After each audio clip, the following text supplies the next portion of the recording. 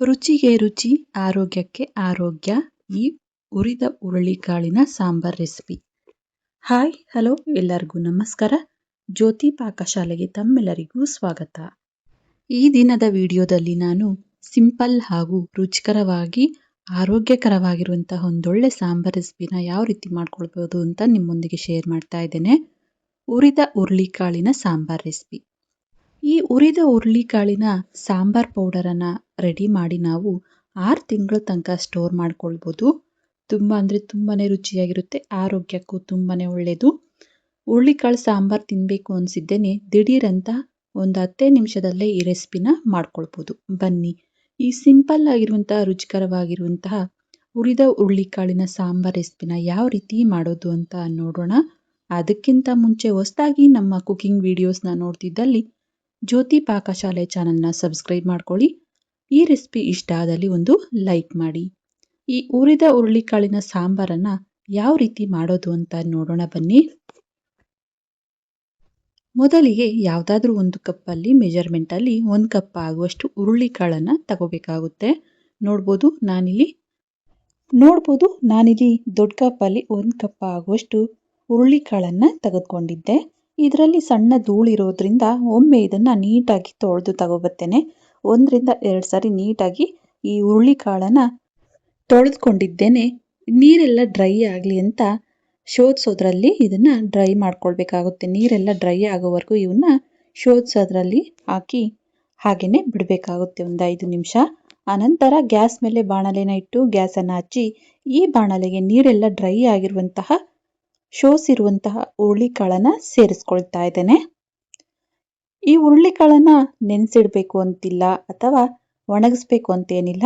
ಈ ರೀತಿ ಲೋ ಫ್ಲೇಮಲ್ಲೇ ಈ ರೀತಿ ತೊಳೆದಿರುವಂತಹ ಹುರುಳಿಕಾಳನ್ನು ಸೇರಿಸಿ ಚೆನ್ನಾಗಿ ಫ್ರೈ ಮಾಡ್ಕೊಂಡ್ವಿ ಎಂದಲ್ಲಿ ಈಸಿಯಾಗಿ ಇವು ಫ್ರೈ ಆಗ್ತವೆ. ಈ ಹುರುಳಿಕಾಳನ್ನು ಚೆನ್ನಾಗಿ ಹುರಿಬೇಕಾಗುತ್ತೆ. ಹಾಗಾಗಿ ಗ್ಯಾಸನ್ನು ಲೋ ಫ್ಲೇಮಲ್ಲಿಟ್ಟೆ ಈ ಹುರುಳಿಕಾಳು ಒಳಗಿನ ತನಕ ಚೆನ್ನಾಗಿ ಫ್ರೈ ಆಗೋವರೆಗೂ ನಾವು ಇವನ್ನ ಚೆನ್ನಾಗಿ ಹುರಿದುಕೊಳ್ಬೇಕಾಗುತ್ತೆ. ನೋಡಿ, ಲೈಟಾಗಿ ಕಲರ್ ಚೇಂಜ್ ಆಗಬೇಕು. ಈ ವಿಧಾನದಲ್ಲಿ ನಾವು ಈ ಹುರುಳಿಕಾಳನ್ನು ಚೆನ್ನಾಗಿ ಹುರಿದುಕೊಳ್ಬೇಕು. ಈಗ ಈ ಹುರುಳಿಕಾಳನ್ನು ಹುರಿದಿದ್ದಾಯಿತು. ಇವನ್ನ ಒಂದು ಪ್ಲೇಟಿಗೆ ಸಪ್ರೇಟಾಗಿ ತೆಗೆದುಕೊಳ್ತೇನೆ.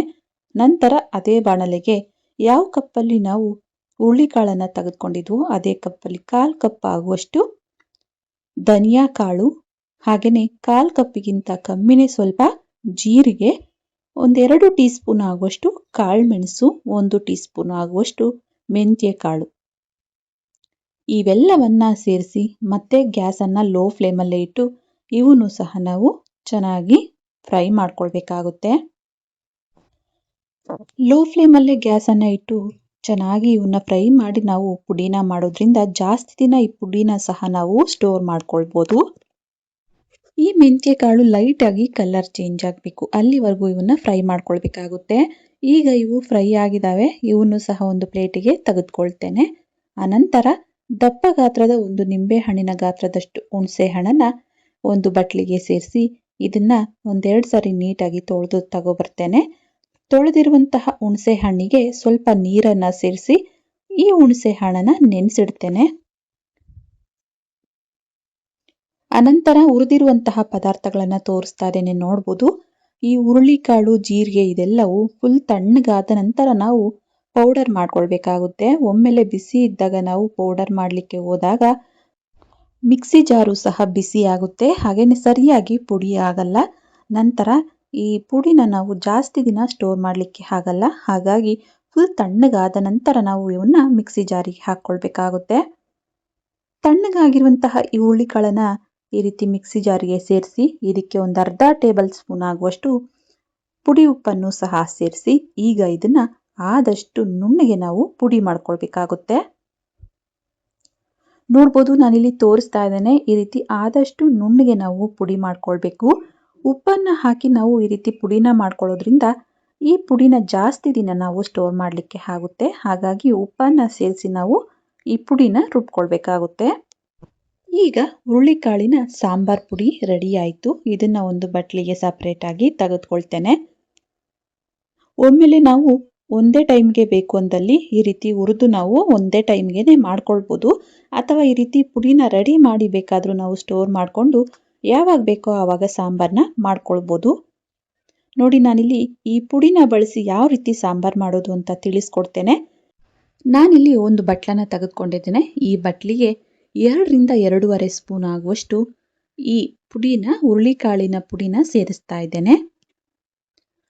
2.5 ಟೇಬಲ್ ಸ್ಪೂನ್ ಆಗುವಷ್ಟು ಈ ಹುರುಳಿಕಾಳಿನ ಸಾಂಬಾರ್ ಪುಡಿನ ಸೇರಿಸಿ, ಅನಂತರ ಇದಕ್ಕೆ ಈ ರೀತಿ ಸ್ವಲ್ಪ ಸ್ವಲ್ಪನೇ ನೀರನ್ನು ಸೇರಿಸ್ಕೊಳ್ತಾ ಗಂಟು ಇಲ್ಲದೆ ಇರೋ ರೀತಿ ನಾವು ಇದನ್ನು ಮಿಕ್ಸ್ ಮಾಡ್ಕೊಳ್ಬೇಕಾಗುತ್ತೆ. ಜಾಸ್ತಿ ನುಣ್ಣಗೆ ಪುಡಿ ಆಗಿಲ್ಲ ಅಂದಲ್ಲಿ ಜರಡಿ ಹಿಡಿದು ನಾವು ಇದನ್ನು ಸಪ್ರೇಟ್ ಆಗಿ ಪುಡಿ ಮಾಡ್ಕೊಳ್ಬೋದು. ಆದಷ್ಟು ನುಣ್ಣಗೆ ನಾವು ಈ ಪುಡಿನ ರುಬ್ಕೊಳ್ಬೇಕಾಗುತ್ತೆ.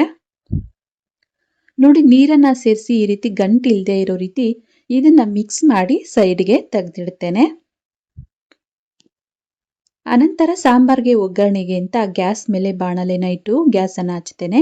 ಬಾಣಲೆಗೆ ಸ್ವಲ್ಪ ಎಣ್ಣೆನ ಸೇರಿಸಿ, ಎಣ್ಣೆ ಲೈಟಾಗಿ ಬಿಸಿಯಾಗಿದ್ದೆ ಸ್ವಲ್ಪ ಸಾಸಿವೆ ಜೀರಿಗೆನ ಸೇರಿಸ್ತೇನೆ. ಸಾಸಿವೆ ಜೀರಿಗೆ ಚಿಟಪಟ ಅಂದ ನಂತರ 10 ಎಸಳು ಬೆಳ್ಳುಳ್ಳಿನ ಕುಟ್ಟಿ ಸೇರಿಸ್ತೇನೆ. ಒಂದು 2ರಿಂದ 3 ಹಸಿಮೆಣಸಿನಕಾಯಿನೂ ಸಹ ಕಟ್ ಮಾಡಿ ಸೇರಿಸ್ತೇನೆ. ಇವನ್ನ ಸ್ವಲ್ಪ ಎಣ್ಣೆಯಲ್ಲಿ ಫ್ರೈ ಮಾಡ್ಕೊಳ್ಬೇಕಾಗುತ್ತೆ. ಈ ಬೆಳ್ಳುಳ್ಳಿ ಹಸಿಮೆಣಸಿನಕಾಯಿನ ಸ್ವಲ್ಪ ಫ್ರೈ ಮಾಡಿದ್ದೇನೆ. ಈಗ ಇದಕ್ಕೆ ಸ್ವಲ್ಪ ಕರಿಬೇವು, ಅನಂತರ ಒಂದು ಮೀಡಿಯಂ ಗಾತ್ರದ ಈರುಳ್ಳಿನ ಸಣ್ಣದಾಗಿ ಕಟ್ ಮಾಡಿ ಸೇರಿಸ್ತಾ ಇದ್ದೇನೆ. ಈರುಳ್ಳಿನ ಒಗ್ಗರಣೆಗೆ ಸೇರಿಸಿ ಚೆನ್ನಾಗಿ ಫ್ರೈ ಮಾಡ್ಕೊಳ್ಬೇಕಾಗುತ್ತೆ. ಈರುಳ್ಳಿ ಒಂದು ಅರ್ಧ ಭಾಗದಷ್ಟು ಫ್ರೈ ಆಗಿದೆ ಅಂದಾಗ ಒಂದು ದಪ್ಪ ಗಾತ್ರದ ಟೊಮೆಟೊ, ಚೆನ್ನಾಗಿ ಹಣ್ಣಾಗಿರುವಂತಹ ಟೊಮೆಟೊನು ಸಹ ಸಣ್ಣದಾಗಿ ಕಟ್ ಮಾಡಿ ಸೇರಿಸ್ತೇನೆ. ಟೊಮೆಟೊನು ಸಹ ಸೇರಿಸಿ ಚೆನ್ನಾಗಿ ಇದನ್ನ ಬೇಯಿಸ್ಕೊಳ್ಬೇಕಾಗುತ್ತೆ. ಈ ಟೊಮೆಟೊ ಎಲ್ಲ ಚೆನ್ನಾಗಿ ಸಾಫ್ಟ್ ಆಗಿ ಬೇಯೋವರೆಗೂ ಇದನ್ನ ಈ ರೀತಿ ಮಿಕ್ಸ್ ಮಾಡ್ತಾ ನಾವು ಬೇಯಿಸ್ಕೊಳ್ಬೇಕು. ಈ ಟೊಮೆಟೊ ಸ್ವಲ್ಪ ಫ್ರೈ ಆಗಿದ್ದೇನೆ. ಇದಕ್ಕೆ 1/4 ಟೀ ಸ್ಪೂನ್ ಆಗುವಷ್ಟು ಅರಿಶಿನ ಸೇರಿಸ್ತೇನೆ. ಅನಂತರ ರುಚಿಗೆ ತಕ್ಕಷ್ಟು ಉಪ್ಪನ್ನು ಸಹ ಸೇರಿಸ್ತೇನೆ. ಇದನ್ನ ಈಗ ಮಿಕ್ಸ್ ಮಾಡಿ ಮತ್ತೆ ಇದನ್ನ 1-2 ನಿಮಿಷ ಲೋ ಫ್ಲೇಮಲ್ಲೇ ಬೇಯಿಸ್ಕೊಳ್ತೇನೆ. ಈ ಟೊಮೆಟೊ ಎಲ್ಲ ಚೆನ್ನಾಗಿ ಬೆಂದಿದೆ, ಈರುಳ್ಳಿ ಎಲ್ಲ ಚೆನ್ನಾಗಿ ಬೆಂದಿದೆ ಅಂದಾಗ ಈಗ ಇದಕ್ಕೆ ಒಂದು ಅರ್ಧ ಟೀ ಸ್ಪೂನ್ ಆಗುವಷ್ಟು ಅಚ್ಕಾರದ ಪುಡಿನ ಸೇರಿಸ್ತೇನೆ. ಅಚ್ಕಾರದ ಪುಡಿನ ಸೇರಿಸಿ ಇದೆಲ್ಲವನ್ನ ಒಮ್ಮೆಲೆ ಮಿಕ್ಸ್ ಮಾಡ್ಕೊಳ್ಳೋಣ. ಈ ಒಗ್ಗರಣೆಗೆ ಅಚ್ಕಾರದ ಪುಡಿ ಎಲ್ಲ ಚೆನ್ನಾಗಿ ಮಿಕ್ಸ್ ಆಗೋ ರೀತಿ ಇದೆಲ್ಲವನ್ನ ಮಿಕ್ಸ್ ಮಾಡಿದ್ದೇನೆ. ಈಗ ನೆನೆಸಿಟ್ಟಂತಹ ಹುಣಸೆ ಹಣ್ಣನ್ನ ಕಿವುಚಿ ಹುಣಸೆ ಹಣ್ಣಿನ ನೀರನ್ನ ಸೇರಿಸ್ಕೊಳ್ತೇನೆ. ಈ ಹುರಿದ ಹುರುಳಿಕಾಳಿನ ಸಾಂಬಾರ್ ಹುಳಿ ಎಷ್ಟು ಬೇಕು ಅಂತ ನೋಡಿಕೊಂಡು ಹುಳಿ ನೀರನ್ನ ಸೇರಿಸ್ಕೊಳ್ಬೇಕಾಗುತ್ತೆ. ಹುಣಸೆ ಹಣ್ಣಿನ ನೀರನ್ನ ಸೇರಿಸಿ ಇದೆಲ್ಲವನ್ನ ಮಿಕ್ಸ್ ಮಾಡಿ ಈಗ ಲಿಡ್ಡನ್ನ ಕ್ಲೋಸ್ ಮಾಡಿ 1-2 ನಿಮಿಷ ಲೋ ಟು ಮೀಡಿಯಂ ಉರಿಲಿ ಇದನ್ನ ಕುದಿಲಿಕ್ಕೆ ಬಿಡ್ತೇನೆ. ನೋಡ್ಬೋದು, ಹುಣಸೆ ಹುಳಿ ಎಲ್ಲ ಚೆನ್ನಾಗಿ ಬೆಂದು ಗಟ್ಟಿಯಾಗಿದೆ. ಈ ರೀತಿ ನಾವು ಹುಣಸೆ ಹುಳಿ ಚೆನ್ನಾಗಿ ಕುದಿಸ್ಕೊಳ್ಬೇಕಾಗುತ್ತೆ.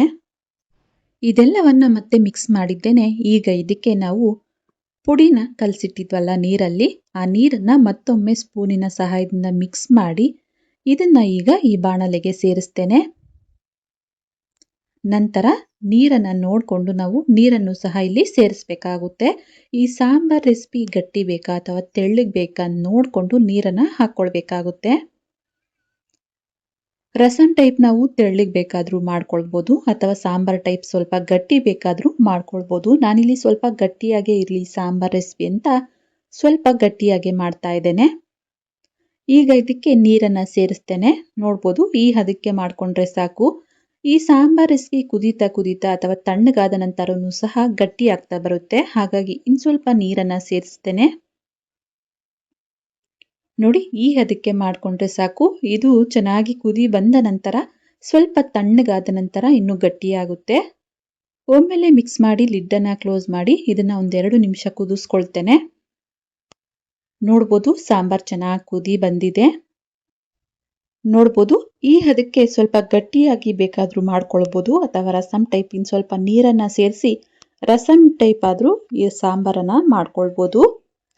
ಈಗ ಹುರಿದ ಹುರುಳಿಕಾಳಿನ ಸಾಂಬಾರ್ ರೆಡಿ ಆದಂಗೆನೆ ಕೊನೆಯದಾಗಿ ಇದಕ್ಕೆ ಸ್ವಲ್ಪ ಕಟ್ ಮಾಡಿರುವಂತಹ ಕೊತ್ತಂಬರಿ ಸೊಪ್ಪನ್ನು ಸೇರಿಸಿ ಒಮ್ಮೆಲೆ ಇದನ್ನು ಮಿಕ್ಸ್ ಮಾಡ್ಕೊಳ್ತೇನೆ. ಇನ್ನು ಯಾರೆಲ್ಲ ಸಬ್ಸ್ಕ್ರೈಬ್ ಮಾಡ್ಕೊಳ್ದೆ ವಿಡಿಯೋನ ನೋಡ್ತಿದ್ದಲ್ಲಿ ಪ್ಲೀಸ್ ಸಬ್ಸ್ಕ್ರೈಬ್ ಮಾಡ್ಕೊಳ್ಳಿ. ಬೆಲ್ ಐಕಾನ್ ಮೇಲೆ ಕ್ಲಿಕ್ ಮಾಡಿ ಆಲ್ ಅನ್ನೋ ಆಪ್ಷನ್ನ ಆನ್ ಮಾಡ್ಕೊಳ್ಳಿ. ನಾನು ಯಾವುದೇ ಹೊಸ ವಿಡಿಯೋನ ಅಪ್ಲೋಡ್ ಮಾಡಿದ್ರೂ ನಿಮಗೆ ನೋಟಿಫಿಕೇಶನ್ ಬರುತ್ತೆ.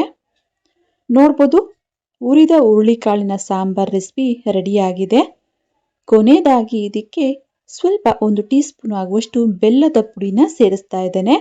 ತಪ್ಪದೆ ಈ ರೀತಿ ಹುರುಳಿಕಾಳಿನ ಸಾಂಬಾರಿಗೆ ಸ್ವಲ್ಪ ಬೆಲ್ಲದ ಪುಡಿನ ಸೇರಿಸೋದ್ರಿಂದ ರುಚಿ ಇನ್ನೂ ಹೆಚ್ಚಾಗುತ್ತೆ ಅಂತಲೇ ಹೇಳ್ಬೋದು. ಬೆಲ್ಲದ ಪುಡಿನ ಸೇರಿಸಿದ್ದೇನೆ. ಒಮ್ಮೆಲೆ ಇದೆಲ್ಲವನ್ನ ಮಿಕ್ಸ್ ಮಾಡಿ ಈಗ ಗ್ಯಾಸನ್ನು ಆಫ್ ಮಾಡಿ ರೆಡಿಯಾಗಿರುವಂತಹ ಈ ಸಾಂಬಾರನ್ನು ಒಂದು ಬಟ್ಲಿಗೆ ಸರ್ವ್ ಮಾಡ್ತೇನೆ. ನೋಡಿದ್ರಲ್ಲ, ತುಂಬಾನೇ ಸಿಂಪಲ್ ಆಗಿ ರುಚಿಕರವಾಗಿ ಆರೋಗ್ಯಕರವಾಗಿರುವಂತಹ ಹುರಿದ ಹುರುಳಿಕಾಳಿನ ಸಾಂಬಾರ್ ಪುಡಿ ಅಥವಾ ಸಾಂಬಾರ್ ಮಾಡುವ ವಿಧಾನ. ಈ ಸಾಂಬಾರಂತೂ ತುಂಬಾ ಅಂದ್ರೆ ತುಂಬಾನೇ ರುಚಿಯಾಗಿರುತ್ತೆ. ಈ ಪುಡಿನ ಮಾಡಿ ನಾವು ದಿಢೀರಂತ ಈ ಸಾಂಬಾರನ್ನ ಕ್ಷಣಗಳಲ್ಲೇ ಮಾಡ್ಕೊಳ್ಬೋದು. ಈ ಪುಡಿನ ಮಾಡಿ ನಾವು 6 ತಿಂಗಳ ತನಕ ಸ್ಟೋರ್ ಮಾಡ್ಕೊಳ್ಬೋದು. ನಾನಿಲ್ಲಿ ಬಿಸಿ ಅನ್ನದ ಜೊತೆಗೆ ಈ ಹುರಿದ ಹುರುಳಿಕಾಳಿನ ಸಾಂಬಾರನ್ನ ಸರ್ವ್ ಮಾಡ್ತಾ ಇದ್ದೇನೆ. ತುಂಬಾ ಅಂದ್ರೆ ತುಂಬಾನೇ ರುಚಿಕರವಾಗಿರುತ್ತೆ, ಆರೋಗ್ಯಕ್ಕೂ ತುಂಬಾನೇ ಒಳ್ಳೆಯದು. ಈ ಹುರಿದ ಹುರುಳಿಕಾಳಿನ ಸಾಂಬಾರ್ ರೆಸಿಪಿ ನಿಮಗೆ ಇಷ್ಟ ಆಗಿದೆ ಅನ್ಕೊಳ್ತೇನೆ. ಇಷ್ಟ ಆದಲ್ಲಿ ಈ ವಿಡಿಯೋಗೊಂದು ಲೈಕ್ ಮಾಡಿ. ಇನ್ನು ಯಾರೆಲ್ಲ ಸಬ್ಸ್ಕ್ರೈಬ್ ಮಾಡ್ಕೊಳ್ದೆ ವಿಡಿಯೋನ ನೋಡ್ತಿದ್ದಲ್ಲಿ ಪ್ಲೀಸ್ ಸಬ್ಸ್ಕ್ರೈಬ್ ಮಾಡ್ಕೊಳ್ಳಿ. ಈ ರೆಸಿಪಿ ಹೇಗನಿಸ್ತು ಅಂತ ಕಮೆಂಟ್ ಮಾಡಿ. ಹಾಗೆ ಈ ರೆಸಿಪಿ ಇಷ್ಟ ಆದಲ್ಲಿ ನಿಮ್ಮ ಫ್ರೆಂಡ್ಸ್ ಆ್ಯಂಡ್ ಫ್ಯಾಮಿಲಿ ಮೆಂಬರ್ಸ್ಗೆ ಈ ವಿಡಿಯೋನ ಶೇರ್ ಮಾಡಿ. ಧನ್ಯವಾದಗಳು.